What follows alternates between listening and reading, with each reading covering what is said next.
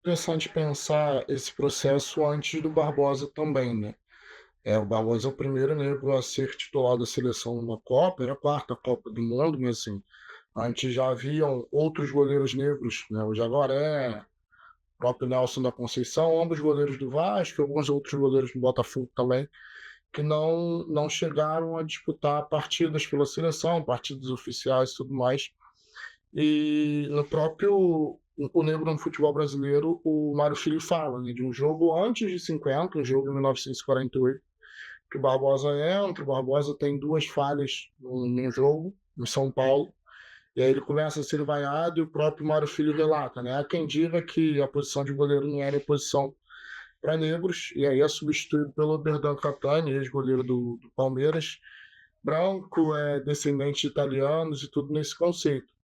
Então, acho que a derrota, né, em 50, e aí a suposta falha, o suposto frango do Barbosa, eles servem como um validador para essas perspectivas racistas já anteriores. A gente vai pegar tudo questão de divisão social do trabalho, toda uma lógica racista de que o negro ele é feito para um trabalho braçal e não para um trabalho intelectual, um trabalho que tenha maiores responsabilidades.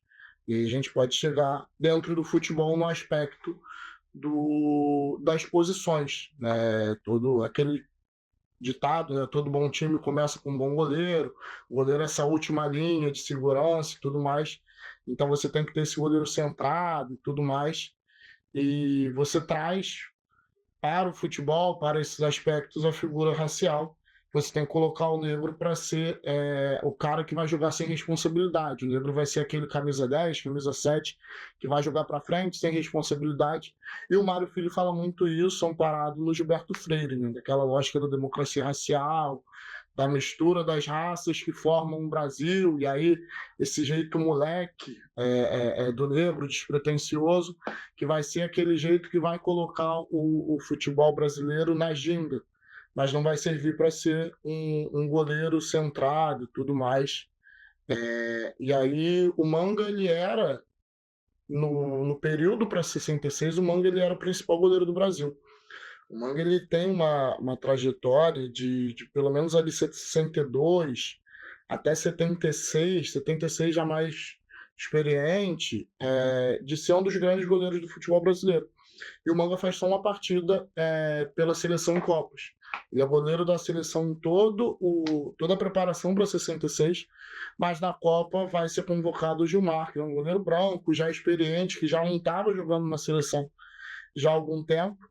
E aí o Manga vai entrar no jogo que o Brasil basicamente já estava eliminado. O Brasil tinha que ganhar de Portugal, que era a melhor seleção. E aí o Manga entra, não faz uma partida boa também, a seleção não estava muito bem.